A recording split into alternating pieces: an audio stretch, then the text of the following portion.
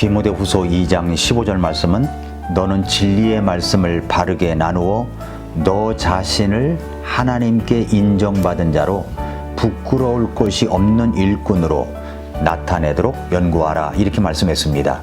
세대주의는 이 말씀대로 성경 진리의 말씀을 바르게 나누어서 부끄러울 것이 없는 일꾼으로 드려지도록 말씀을 연구하는 자들입니다. 세대주의에 대한 오해는 극단적인 세대주의자들이 한몫했던 것 같습니다. 세대주의자는 성경을 문자적으로, 문법적으로, 역사적으로, 문화적인 배경을 가지고 해석하여 그 의미를 드러내는 사람들입니다. 지난 시간에는 세대주의에 대한 오해에 있어서 세대주의 역사성이 짧고 최근에 생긴 교리다라는 오해를 풀어서 설명해 드렸습니다. 세대주의라는 단어가 없을 때에도 성경을 문자적으로 해석하고 드러내는 역사적인 개념은 곳곳에 드러나 있습니다. 그것이 바로 곧 세대주의입니다. 극단적인 주장을 하는 사람들이 세대주의는 이단이라고 주장한다면 그분들은 뭔가 착각하고 있는 것입니다. 찰스 라이리가 세대주의자입니다. 그분이 쓴 책이 세대주의에 대한 이해를 돕는 책이 번역되어 한국에 나와 있습니다. 그러면 두란노 서원에서 책을 펴낸 찰스 라이리의 평신도 신학 입문을 책을 쓴 분이 찰스 라이리인데 이분이 이단입니까? 두란노 서원은 그럼 이단인 사람의 책을 펴냈단 말입니까? 앞뒤 알지도 못하고 주장하는 어리석은 사람들이 종종 있습니다. 미국의 달라스 신학교, 탈보 신학교, 그레이스 신학교, 무디 신학교, 펜사콜라 크리스천 칼리지가 모두 세대주의 신학을 가르치는 곳인데 그러면 그 학교들이 이단 신학교란 말입니까? 사랑의 교회 오정현 목사도 탈보 신학교에서 학위를 받았던 것 같은데 그럼 이단 신학교에서 그분이 학위를 받았단 말입니까? 세대주의는 성경을 올바르게 가르치고 해석하여 드러내는 신학입니다. 세대주의는 성경적인 사람들입니다. 세대주의에 대한 두 번째 오해가 있습니다. 세대주의는 인위적으로 인류의 역사를 7세대로 나누어서 궁극적으로 구약의 모든 예언이 유대인에게 문자적으로 성취되는 마지막 세대, 7번째 세대인 천년왕국 시대를 드러낸다는 오해입니다. 아니 이게 왜 오해가 되는지 저는 잘 모르겠지만 성경을 인위적으로 7세대를 나누고 있다는 오해를 갖고 있는 것 같습니다. 세대주의에서 세대, 디스펜세이션이라는 말은 원래 하나님의 목적이나 계획이 이루어지는 동안에 확연히 구분되는 경영체계, 경륜을 뜻하는 겁니다. 경륜.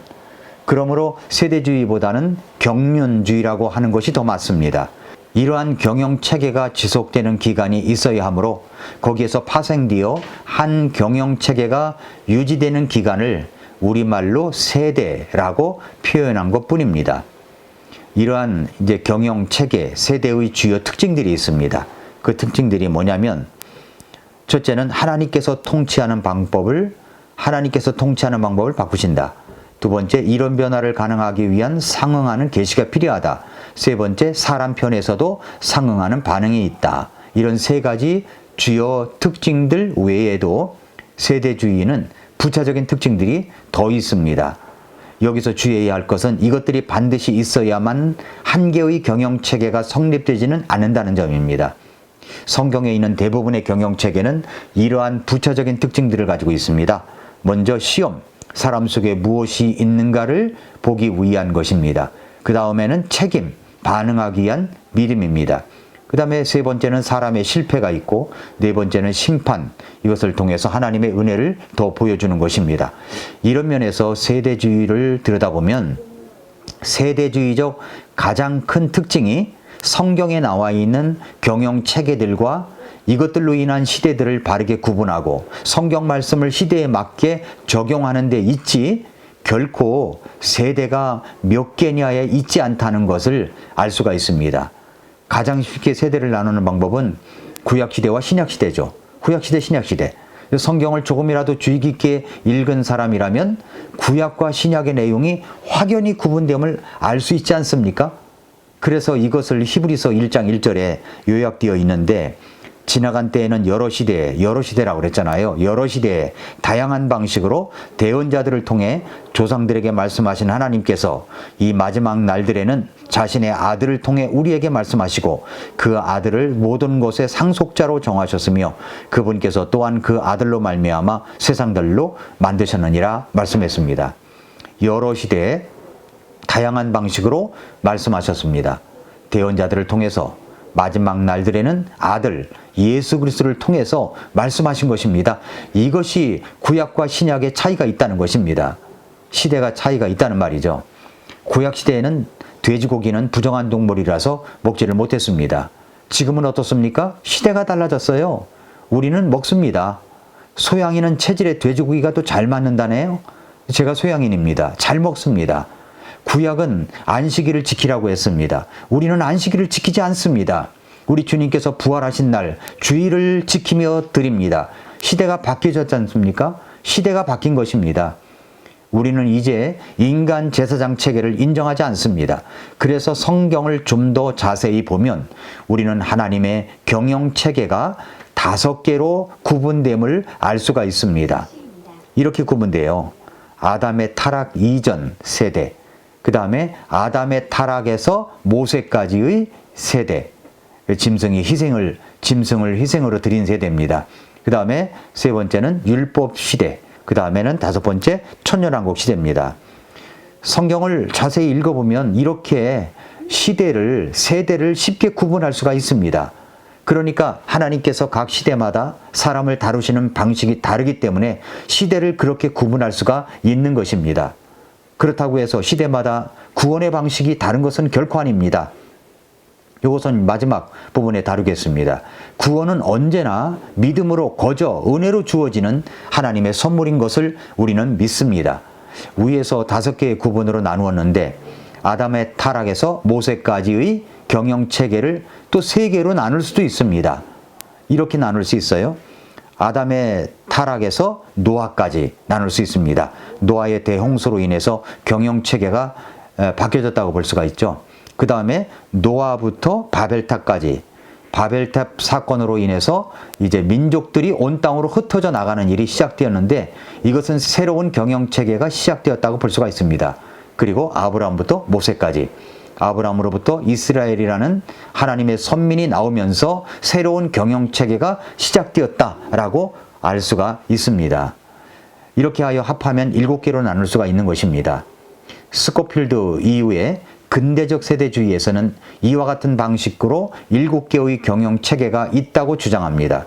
그런데 이 7개 중 앞에 6개는 지난 시간에 말씀드렸던 아이작 와츠, 찬송가 작시자이며 목사였던 성경 연구가였던 와츠가 주후 1700년경에 제안한 것과 똑같습니다. 7개의 경륜으로 이렇게 나누니까 어떤 분은 7년 환란기와 그리고 새하늘과 새 땅을 추가해야 된다고 이야기를 하는 분도 있는데 그렇게 되면 이제 9개로 나눌 수가 있는 것입니다. 이렇게 세대주의적 개념을 가지고 성경을 시대적으로 구분하여 바르게 해석할 수 있어야 한다고 말하는 사람들을 종합해보면 2개에서부터 9개까지 의견이 분분할 수가 있습니다. 그러니까 세대주의는 꼭 7개로 구분해야 한다고 주장하지 않는다는 말입니다. 성경을 보는 관점에 따라서 2개에서부터 9개까지도 나눌 수 있는 것입니다. 다만 확실한 것은 성경은 경영체계들이 각 세대마다 각각 다르다는 것에 대해서는 확실하게 믿고 해석한다는 사실입니다. 그리고 이제 3번째 오해가 있습니다. 3번째 오해가 뭐냐면 세대주의자들은 시대마다 구원의 방법이 다르다고 가르친다는 오해입니다. 시대마다 구원의 방법이 다르다고요? 아닙니다. 절대 그렇지 않습니다. 그것은 극단적인 세대주의자들 가운데 극히 일부가 말하는 것일 뿐입니다. 이런 극단주의자들은 미국의 럭크맨과 그의 추종자들이 그렇게 주장하고 있습니다. 구약시대와 환란기에는 믿음과 행위가 동시에 있어야 구원받고 천년왕국에서는 믿음이 필요 없고 단지 행위만으로만 구원을 받는다고 극단주의자들은 그렇게 주장합니다. 이것은 매우 비성경적인 주장입니다. 이단적인 교리의 주장입니다. 우리는 대부분의 세대주의는 그렇게 믿지 않습니다. 구원은 은혜로 믿음으로 구원받습니다. 이제 우리는 온전히 하나님께 죄를 회개하고 예수 그리스도를 믿음으로 구원받습니다. 이것은 매우 확실한 것입니다. 구원의 방법은 은혜와 회개를 통한 믿음입니다. 똑같습니다. 그래서 갈라디아서 1장 8절과 9절에 보면은 하지만 우리나 혹은 하늘로부터 온 천사라도 우리가 너희에게 선포한 복음 외에 다른 어떤 복음을 너희에게 선포하면 그는 저주를 받을지어다. 우리가 전에 말한 것 같이 그렇게 내가 지금 다시 말하노니 만일 어떤 사람이 너희가 받아들인 것 외에 다른 어떤 복음을 너희에게 선포하면 그는 저주를 받을지어다 라고 했습니다. 잘못된 복음을 전하거나 다른 복음을 전하는 자에게는 저주가 있을 것입니다. 구원받고서도 행위가 있어야 구원받는다고 가르치는 어떤 대형교회 목사도 마찬가지입니다. 구원은 은혜로 받는 것입니다. 한 번 구원은 영원한 것입니다. 정말 구원받았으면 변화는 자동적으로 따라오게 되어 있습니다. 사랑하는 성도 여러분, 여러분은 올바른 믿음을 갖고 있는 분들입니다. 성경을 문자적으로 해석하고 시대적 구분을 하여 그때마다 하나님께서 경영하는 방식을 인정하며 그 말씀이 주시는 의미를 깨달아 말씀대로 살아가려고 하는 사람들이 바로 세대주의입니다. 다음 시간에 세대주의에 대해서 계속하겠습니다. 오늘도 미라클 모닝입니다.